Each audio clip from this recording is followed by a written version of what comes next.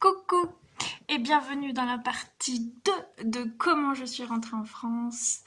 On en était où? Je mets la partie 1 dans la description ou là. Je sais pas, à toi de trouver où est la partie 1, mais je te conseille de la voir avant celle-ci, ça sera beaucoup mieux. Un petit peu de reflet dans les lunettes. Alors, on en était à... Je viens d'arriver à l'aéroport de Delhi. L'aéroport de Delhi est immense. L'objectif numéro un est de rentrer dans l'aéroport. Je suis avec Swami Shivakripa qui est avec moi. On a tous nos sacs, toutes nos valises et nos sacs et tout ça. Je viens d'acheter une petite valise cabine. Euh, c'est important pour la suite parce que à l'ashram on m'a donné beaucoup de livres très intéressants et donc j'ai ramené 18 livres à propos du yoga et j'avais besoin d'une petite valise pour les mettre dedans. J'avais mon backpack, mon ispack et ma valise cabine et donc on roule comme ça jusqu'à une porte. On nous dit non non non, vous pouvez pas rentrer madame, il vous faut un ticket, un billet d'avion pour rentrer dans l'aéroport. Ok, mais nous, ni l'une ni l'autre, on a internet. Donc on va à la porte d'après. Non, non, non, on rentre pas. C'est après, c'est après, c'est après. Et donc à la dernière porte de la plateforme, on arrive à rentrer. Alléluia. Mais tu rentres, mais il y a une file incroyable. Donc c'est un espace assez petit pour un aéroport où tout le monde fait la queue pour aller voir une hôtesse et ensuite peut-être avoir le droit de rentrer dans l'aéroport. Et c'est une hôtesse merveilleuse, je la remercierai jamais assez. Elle fait son métier à merveille. Elle est là pour aider les gens. On était surtout des étrangers à vouloir rentrer à la maison. Et elle est là pour nous dire quoi faire suivant notre situation. Est-ce qu'on doit appeler notre ambassade? Est-ce qu'on doit appeler notre compagnie pour modifier notre billet? Est-ce qu'on doit appeler notre assurance? Elle nous dit comment faire. Et surtout, elle nous donne un téléphone à disposition. Il y a des agences à côté qui sont fermées, mais elles nous permettent d'utiliser le téléphone fixe. Si le téléphone fixe ne fonctionne pas, oui, à un moment, j'étais en train d'appeler Air France, je crois, je voulais modifier mon billet. Et ça répond pas, et ça bip même pas, et je sais pas quoi faire. Jusqu'au moment où je me rends compte que le fil n'était plus branché au téléphone. Donc on rebranche, machin, ça marche pas. Et parfois, elle-même appelle parce que à l'autre bout du fil, t'as un Indien qui comprend pas bien l'anglais. Et elle prête son propre téléphone avec la coque Hello Kitty. Hein, c'est vraiment touchant. Et elle a donné toute son énergie pour aider tout le monde. Et chaque personne était accompagnée. Vraiment une super hôtesse à l'aéroport de Delhi. Et malgré tous ces efforts, elle ne trouve pas de solution ni pour moi, ni pour Shiva Kripa. On n'arrive pas à changer nos billets initiaux et il faut donc qu'on achète un nouveau billet. Pour acheter un nouveau billet, il y a à l'entrée deux guitounes, enfin deux petites agences qui vendent des billets. Je demande, excusez-moi, je voudrais rentrer en France le plus tôt possible. Et le monsieur cherche sur son ordinateur. Oui, j'ai un vol pour dans quelques heures. C'est 3200 € madame. Ben, je vais réfléchir un petit peu, puis je vais chercher par mes propres moyens, parce que là, je me dis qu'il doit y avoir une commission agence assez énorme. Il neige. Pardon. Euh, euh, du coup, 3200 €, non, quand même, je veux rentrer, mais bon, faut vraiment, enfin, c'est chaud quoi. C'est pas possible. Shiva Kripa, pareil. Donc, on ressort et là, on se pose sur le trottoir devant la porte de l'aéroport où il y a déjà plein de gens. Il y a des jeunes, il y a des Allemands, il y a des Suisses, il y a des Grecs. Et en fait, on est tous les étrangers là, assis par terre, à chercher, pour ceux qui ont Internet sur leur téléphone, comment rentrer. Et on est là, et toi, ça fait combien de temps que t'es là? Ah ouais, et toi, t'en es où? Et ils t'ont dit quoi? Et on a, ah ouais, c'est chaud. Et là, il y a une certaine pression qui commence à exister, parce que jusque-là, j'étais plutôt relax. Mais là, je comprends. que je ne peux pas modifier mon avion, qu'en acheter un nouveau, c'est compliqué. J'ai pas de wifi, j'ai pas d'internet, je ne trouve pas d'Indiens sur place pour me donner un accès wifi. Et puis il y a un écran énorme où on voit tous les avions qui sont supprimés un par un. Retardés, retardés, supprimés. Et là, clac, clac, clac, affiché en rouge et tout. Et dans ton cerveau, ça fait un mode stress, un mode déprime, un mode oh my god, comment je vais faire là, ça commence à être chaud. Ma pote Shiva Kripa, elle commence à stresser aussi. Et, et on sent aussi le stress du corona, de tous ces gens qui stressent parce qu'on ne sait pas comment faire. On veut rentrer dans un pays aussi. Moi, je veux rentrer en France. La France est fermée. Je suis pas sûre de pouvoir rentrer. Bon. Donc, on est comme ça, fébrile, sur le trottoir et on a juste envie de trouver un avion pour rentrer à la maison. Finalement, je ne sais plus comment je fais, mais j'arrive à avoir internet. Ah oui, je retourne à l'intérieur et je capte le wifi de l'aéroport qui coupe toutes les 10 minutes, mais j'y arrive quand même.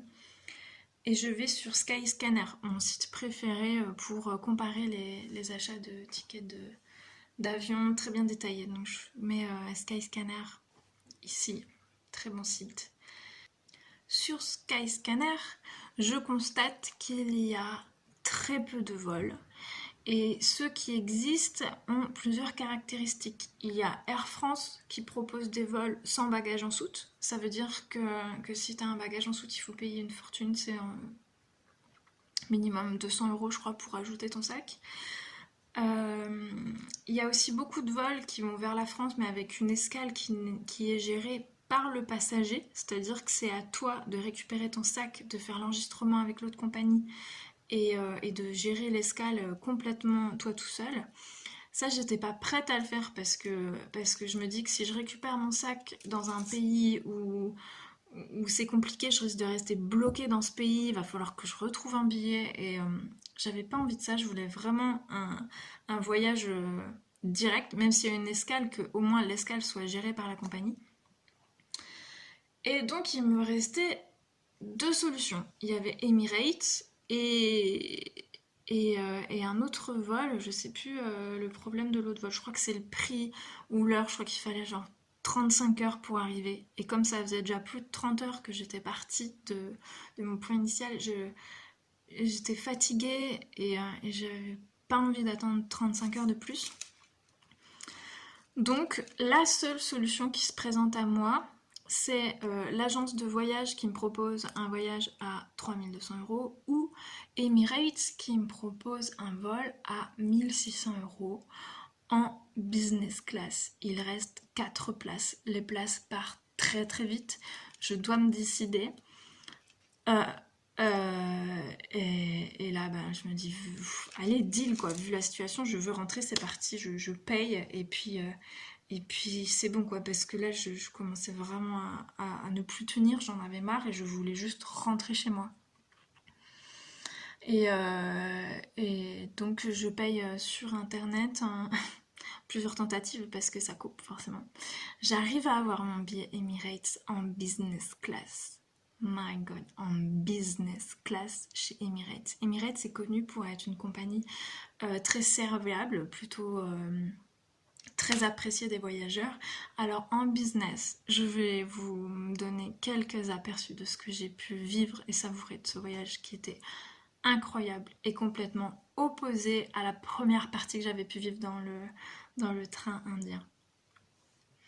Donc j'ai mon billet, je suis toute contente, c'est parti, sauf qu'il part dans 1h30,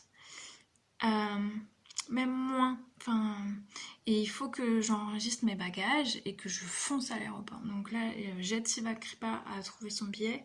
Tac, tac, tac. Elle là, je dis ciao, bisous, à bientôt, on se voit en Grèce où tu veux, c'est parti. Et là, je prends tous mes sacs et je cours pour trouver le guichet pour enregistrer mes bagages. Et là, je vois un monde, mais un monde.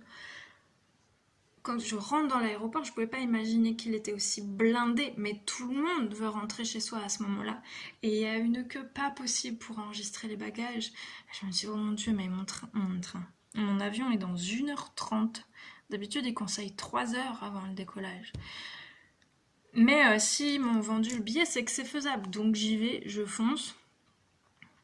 Et la grande surprise, quand t'es en business, bah t'as une file spéciale. Et du coup, tu fais pas la queue. Et tu passes devant tout le monde. Touloulouloulou. Il y avait un mec devant moi.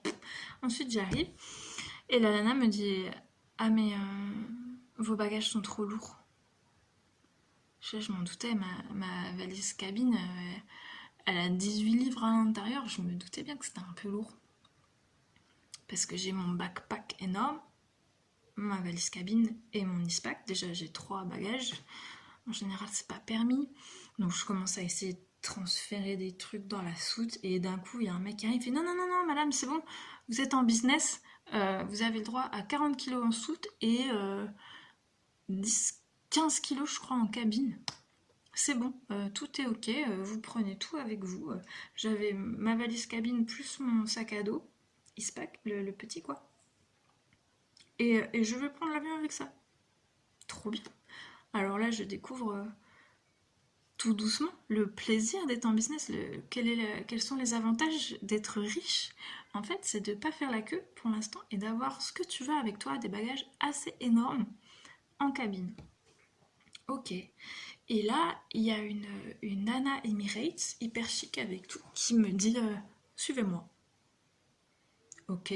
Donc là, je suis escortée jusqu'au bureau des douanes. Là encore, je fais pas la queue.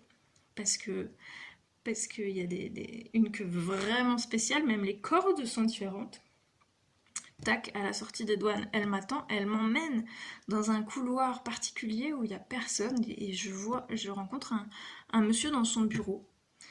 Et on m'emmène là et il note mon nom sur un papier et il me dit merci madame. Au revoir. Je fais mais qu'est-ce que j'ai fait une bêtise et tout.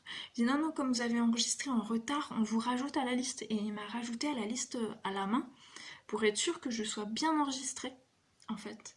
Et à partir de là, je savais qu'ils allaient m'attendre un minimum de temps, mais que j'étais vraiment enregistrée dans le vol, qu'il fallait que je monte. Donc là, je me dis, ah ouais, ils font ça bien, trop bien. Du coup, le test m'accompagne sur la route où tu reprends duty free machin, je trace. Et j'ai pu monter dans l'avion. Et donc je rentre dans l'avion, je découvre ma place qui est merveilleusement confortable. Je m'assois, je me pose. Je vois bien que les gens autour n'ont pas le même style que moi, mais c'est pas grave. Et avant même le décollage, on m'offre un jus d'orange. Et moi, dans ma tête, automatiquement, je me dis, ah merde, attends, si c'est payant vu le level où on est ici, combien il va être le jus d'orange? Je demande à la main, is it for free? Est-ce que c'est gratuit? Et elle me dit, yes, ok, vas-y, fais péter le jus d'orange, c'est parti. Et, euh, et j'avais vraiment des étoiles plein les yeux. Et je disais, ah, merci, merci, merci. C'est cool. Et je commence à savourer les réglages du siège et tout. Trop bien. J'ai même eu un petit chocolat. Enfin, je mange très bien. J'ai des vrais couverts en métal. C'est vraiment top. Ça, c'est mon premier vol et j'ai une escale à Dubaï. Dubaï qui est très connu pour son niveau de classitude. Et donc, il y a un lounge Emirates Business, mais cette fois, il est fermé à cause du corona. Je me dis, zut, purée, je pourrais pas visiter le lounge business. Mais il y a une petite flèche en dessous qui dit, comme le lounge business est fermé, vous avez exceptionnellement accès au lounge première classe. Oh my god, ok, donc touk, j'y vais. Et là, qu'est-ce qui se passe? Ma petite valise que j'ai achetée en Inde, la valise cabine, que j'ai achetée à 400 roupies, moins de 5 balles, et ben elle casse. Le super manche en métal qui te permet de rouler avec la classe et tout ça casse. Donc j'essaye de le remettre dedans, il casse une fois, 2 fois, bon tant pis. Donc je me retrouve à rouler comme ça dans le lounge première classe en essayant d'avoir l'air de quelque chose avec ma valise qui penche et tout. Et, Et j'accède jusqu'à un endroit qui s'apparente à un salon magnifique. Et puis j'ai un peu faim, donc je suis le guide en voyant qu'il y a un genre j'allais dire un flunch. Pas du tout, c'est un restaurant buffet. Euh, où tout est gratuit parce que tu as tellement payé cher avant de monter dans le train, dans l'avion, que tout ce que tu as maintenant est gratuit et à volonté. Et c'est un truc de fou. C'est-à-dire que ben, vu que je m'étais déjà blindé le bide dans l'avion d'avant, là il y a un buffet, mais laisse tomber. Moi, il faut pas me donner de la bouffe gratuite devant moi. J'avais 2 tupperwares dans mon sac. J'ai mis des petits gâteaux, il y avait des graines, des amandes, il y avait des muffins, je me suis pris un petit thé.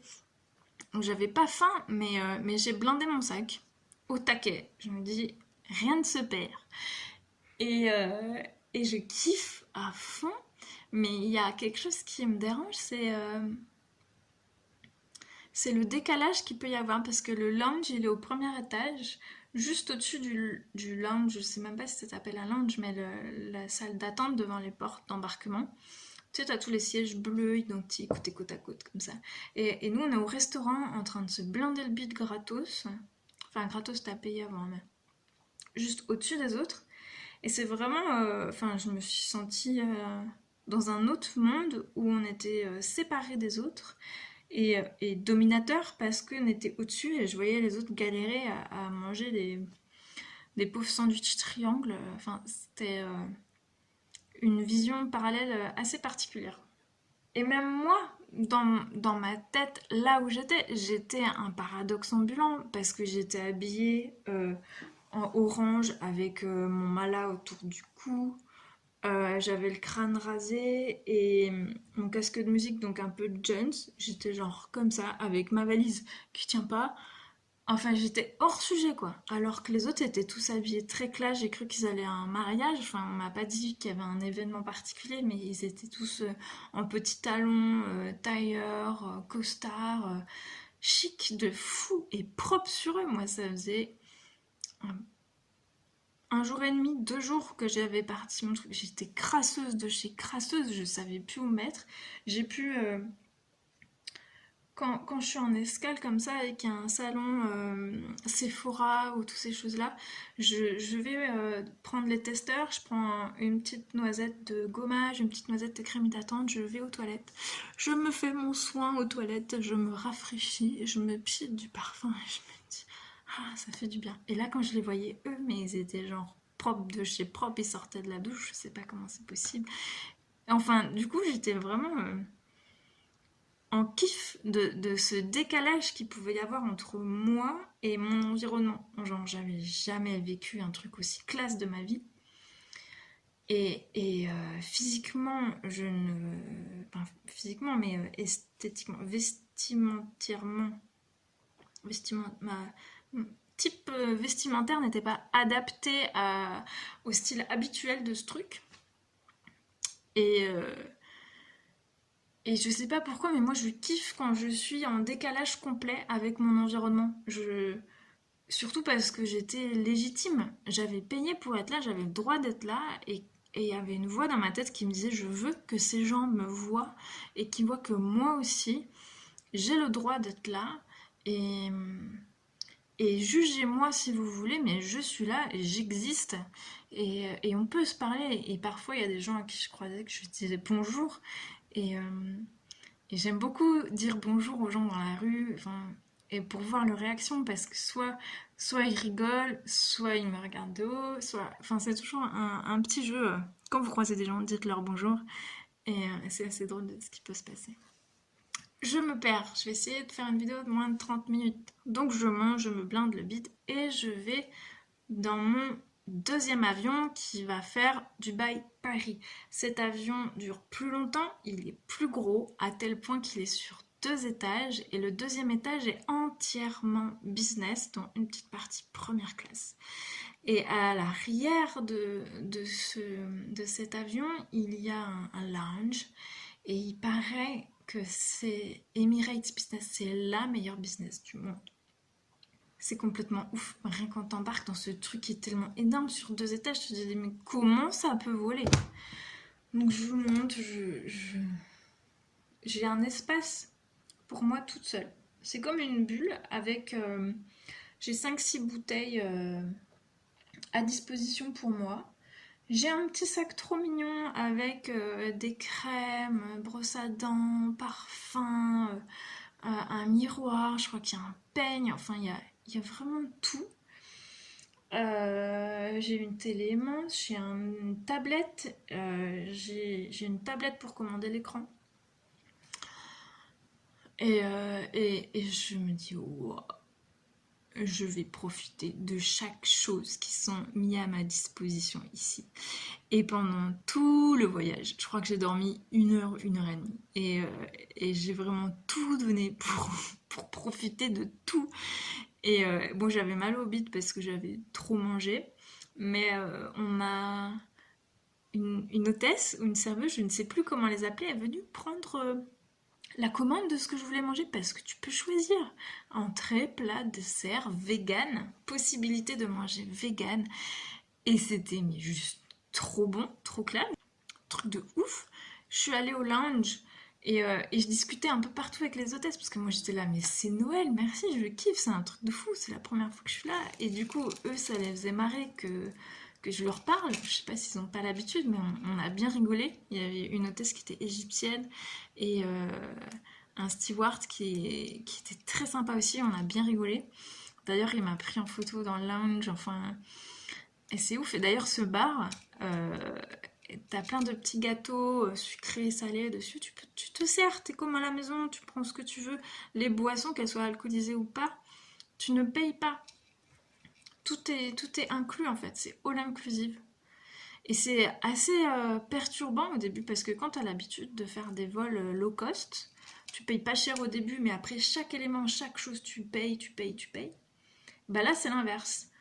Tu raques à fond au début, et après, tout ce qui est dans ton environnement, tu peux te servir et tu profites à fond et tu te poses plus de questions. Et c'est une liberté mentale de fou en fait. Parce que où que tu sois, t'es là, ouais, j'en veux, ouais, j'en veux. Mais du coup, je me suis sentie trop comme une grosse riche bourge. Ouais, ouais, ouais, ouais, truc de fou.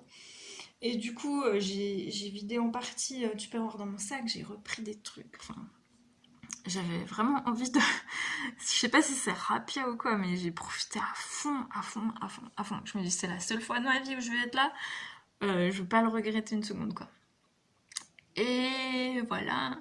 Et je me suis fait un film, quand même, parce que c'est quand même long comme vol.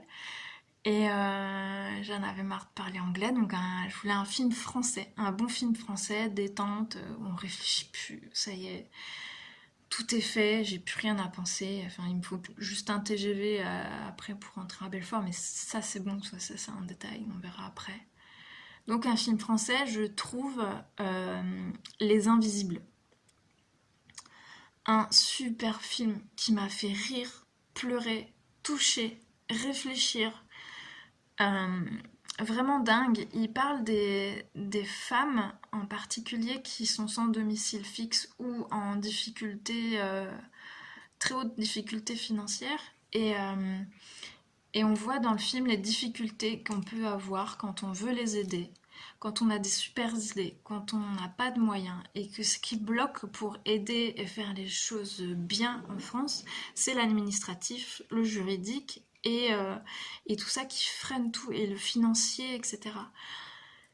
Et ça m'a rappelé d'ailleurs le film Hors Normes avec Vincent Cassel, je sais pas si vous l'avez vu, qui reflète aussi des mecs qui donnent toute leur énergie, toute leur âme pour aider des enfants autistes et qui font des choses merveilleuses. Et encore une fois, c'est bloqué par l'administratif et les aides nationaux qui ne viennent pas, qui ne soutiennent pas ces initiatives merveilleuses, pleines de force. Et, euh, et voilà, donc ça m'a beaucoup touchée. J'ai beaucoup aimé ce film. Et c'était d'autant plus touchant que je regardais un film sur les SDF, les invisibles féminines, alors que moi, à ce moment-là, j'étais en business dans cet avion énorme. Et je sirotais mon jus d'orange en regardant la misère du monde à l'écran. Et c'était... c'était vraiment chaud parce enfin les déclics c'est pas des déclics mais ça m'a touchée. Je me dis putain mais je veux faire quelque chose, je veux aider, je veux pas être celle qui profite et tout, je veux vraiment faire quelque chose pour ces gens parce qu'ils méritent. Tout le monde mérite chaque vie sur terre, qu'elle soit humaine, animale, végétale. Et là pour quelque chose et on a tous un cœur et enfin, j'ai vraiment envie de participer à quelque chose de beau et j'ai envie d'aider. En fait, spontanément, j'ai toujours eu envie d'aider l'humain et je me suis tordu la tête dans tous les sens pour trouver quoi faire en rentrant. Et juste avant l'atterrissage, je suis allée aux toilettes qui sont assez immenses, mais dans les toilettes de l'avion où il y a il y a des crèmes, il y a des brosses à dents à dispo, du dentifrice et tout ça. J'ai vu qu'on allait atterrir, j'ai pris tout ce qui restait, je les ai mis dans mon sac. Et, euh, et du coup, j'ai un peu rattrapé le coup. Enfin, rattrapé le coup, je sais pas, mais je me suis dit, bon, ces trucs-là, ils servent à rien. Il y a la moitié des gens qui les prennent pas. Euh, je... En descendant de l'avion, il y avait plusieurs SDF qui dormaient quand on sort de l'avion, tout simplement. Du coup, à chacun, je leur ai mis une brosse à dents, un petit gâteau, un fruit, tout ce que j'avais dans mon sac et tout ce que j'avais mis dans mes tupperwares et tout ça. Du coup, je leur ai redonné. Et j'avais l'impression, moi, là, d'être un petit peu le Père Noël en me disant, ah, c'est cool. Quand il va se réveiller, il sera content, tu vois. Et j'étais contente qu'il dorme et qu'il me voit pas parce que je suis des fois mal à l'aise du regard qu'il peut y avoir en face de moi. Là, c'était vraiment gratuit, ben, dans tous les sens du terme. J'ai donné ce que je pouvais donner à ce moment-là. Et, euh, et voilà. Donc j'arrive à l'aéroport Charles de Gaulle, je fais ça. Après, je me pose dehors, je réfléchis. Je dis, ça y est, je rentre en France. Je souffle, genre j'ai réussi quoi. L'émotion redescend. Euh, je vois la queue devant Air France, plein de gens, plein de gens qui veulent eux aussi rentrer chez eux. Et je revois la scène que j'ai vécue en Inde, ici, mais à l'aéroport Charles de Gaulle. Et je vois que les gens ne sont pas un mètre, qu'ils n'ont pas de masque. Il n'y a que moi dans l'aéroport qui a un masque. Je me dis, mais c'est chelou, ils savent ou pas qu'il y a le corona et que le corona est en France et qu'il faut faire attention, mettez des masques. Et, euh, et en fait, euh, je fais la queue aussi. Je voulais pas que mon siège reste vide dans le vol Air France dans 2 jours. Je voulais que libérer ma place, que je sois remboursée ou pas, je m'en foutais à ce moment-là. Je voulais que si une Française, un Français veut rentrer depuis Delhi, qu'il puisse prendre ma place, qu'il puisse l'acheter n'importe comment. Et voilà. Donc ils ont accepté, ils ont réussi, ils m'ont donné un bon d'achat. Merci Air France, c'est cool. Et ensuite, comme je sais pas quoi faire, pour moi, je suis porteuse du corona. Il y a beaucoup de chances que j'ai rencontré le virus en Inde. Et du coup, je vais vers les flics et je leur demande, écoutez, je viens d'Asie, qu'est-ce que je dois faire? Et là, l'un des 3 flics me dit, ben vous rentrez chez vous, madame. Ouais, mais enfin, comment? Enfin, j'ai pas envie de rentrer chez mes parents, j'ai pas envie de rentrer chez mes parents, mais je vais me mettre en quarantaine, quoi. Je sais pas si le virus est sur moi. Et il me dit, mais madame, ça sert à ça la famille, il faut se mettre en quarantaine avec ses proches, et ça sert à ça d'avoir des proches, c'est de vivre ensemble. Ok. Et je lui dis, je fais comment? Il me dit, bah le métro, il est là-bas. Ok. Donc, non, je ne vais pas écouter l'autorité. Je ne veux pas prendre le métro pour risquer de mettre le virus dans une zone publique ou moi de le prendre. Je ne vais pas me mettre en quarantaine avec mes parents parce que je n'ai pas envie de prendre le risque de leur donner. Donc j'ai pris un taxi et on m'a prêté un appartement pour m'isoler, me mettre en quarantaine et préserver tout le monde. Je pense qu'il y a eu beaucoup de malentendus par rapport à tout ça. Chacun a fait ça comme il pouvait. Et voilà. Avant de partir de Charles de Gaulle, je voulais croiser un ami, donc j'attends qu'il arrive. Et en attendant, comme ça fait, je suis partie le mardi matin de Déogare et là on est jeudi après-midi. Ça fait trop longtemps que je n'ai pas pris de douche, que je me suis pas changée, tout ça. Donc je vais faire ma lessive, enfin je lave ma culotte au lavabo, je me pose au soleil, je la fais sécher sur mon sac, je mets un petit peu d'encens. J'ai envie d'écouter de la musique, mais j'ai mal aux oreilles à force d'avoir mon casque depuis des heures dans l'avion. Du coup, je me dis, ah, c'est pas grave, il n'y a pas grand monde. Je mets mon téléphone en mode kéké, un peu de musique, de l'encens sur un banc au soleil, comme ça. Et je savoure mes premières minutes en France, comme ça, avec de la musique que j'adore, avec Bouscavida à fond sur le trottoir de Charles de Gaulle. Et je vous mets dans la description, ils font vraiment des bonnes musiques, des bons textes, c'est merveilleux. Et là, je me rends compte que j'ai mes fringues qui sèchent, que j'ai de la musique en mode kéké, que je suis sur un banc et que je suis crasseuse parce que ça fait 3 jours que j'ai quitté mon lieu de départ et que je me dis, mais waouh! Mais là, s'il y a des gens qui me croisent, ils vont croire que je suis une SDF. Et là, je me dis, mais oui, je suis depuis 3 jours sans domicile fixe. Je ne fais que de bouger depuis 3 jours. Et je réalise que je suis une SDF en ce moment même. Et, euh, et je me dis, mais je m'en fous que les gens le pensent parce que moi, je sais qui je suis. Et comme quand j'étais en business et que les gens me voyaient aussi peut-être un peu comme une clocharde, je m'en foutais, mais ça me faisait rire parce que je savais qui j'étais. Et, euh, et bon, je suis sur mon banc et là, il y a un vieux monsieur et je vois à l'état de ses chaussures et de son odeur aussi qui arrive en même temps que lui que c'est un SDF, lui, pour une beaucoup plus longue période que moi. Et, euh, et je lui dis bonjour avec le sourire et dans ma tête, je regrette, je dis ah, j'ai plus rien à donner. J'ai plus ça, j'ai pas de monnaie, j'ai que dalle. Et lui, il me répond, il me dit bonjour et il s'arrête. Et je dis, écoutez, monsieur, je peux vous donner quelque chose peut-être. Et je commence à fouiller. Et il me dit, madame, s'il vous plaît, est-ce que vous auriez un... Comment ça s'appelle? Un mala, enfin je sais plus comment ça s'appelle pour les catholiques, un collier avec des perles comme ça pour faire des prières. Et je lui dis, mais oui, j'en ai plein dans mon sac, j'en ai ramené pour un ami, j'en ai plein. Et là, je lui donne un mala de bon cœur et je vois que ça le touche du fond du cœur de recevoir ça. Comment ça s'appelle pour les cathos? C'est pas grave. Et je lui donne une petite statuette aussi en bois. Et, et c'est cool, enfin, j'aime bien me connecter. Et j'ai discuté avec lui 3 minutes et c'était un super moment. Et, euh, et finalement, après plusieurs heures d'attente, je vois que l'heure de mon train arrive. J'appelle un taxi et je vais à la gare de Lyon. Et enfin, c'était un... Ce voyage avec Emirates, c'était complètement ouf. Et ça m'a fait réaliser à quel point on est unique. Peu importe l'image qu'on renvoie, on sait nous au fond qui on est et qu'est-ce qu'on vaut. Et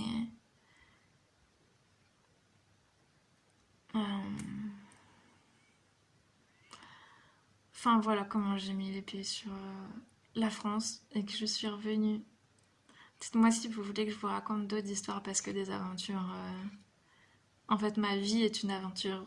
Donc, je peux vous raconter ce que vous voulez. J'aime partager. Posez-moi vos questions. Et je vous dis tout. Et puis, je vous dis à bientôt dans une prochaine vidéo.